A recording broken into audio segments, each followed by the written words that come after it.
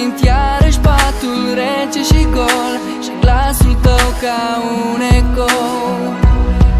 O nouă zi, tu n-ai să știi. Privesc spre cer și întreb de ce n-au niciun rost regretele. Iar mă întreb spre nicăieri. Vorbe care tot mai dor, vorbe spuse prea ușor, diminețile târzii.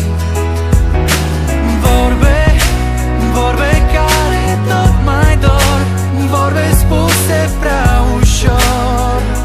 Mai poate fi ceva între noi, sunt doar iluzii.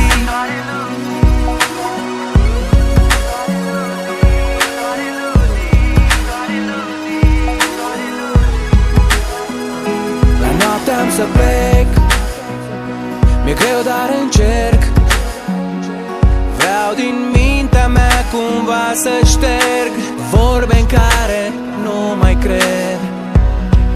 În ființa mea e o luptă grea să nu privesc în urma mea. Și brațele larg le-am deschis, mă las purta de vânt prin noapte. Vorbe care tot mai dor, vorbe spuse prea ușor, diminețile târzii. Vorbe care tot mai dor, vorbe spuse prea ușor. Mai poate fi ceva între noi, sunt doar iluzii.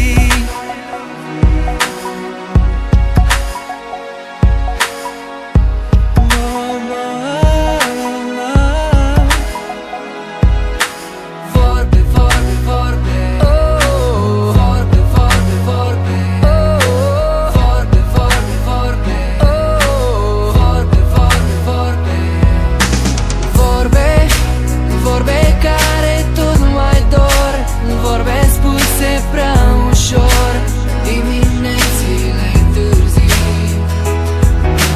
Vorbe care tot mai dor, vorbe spuse prea ușor. Mai poate fi ceva între noi, sunt doar iluzii. Vorbe care tot mai dor, vorbe spuse prea ușor, diminețile târzii.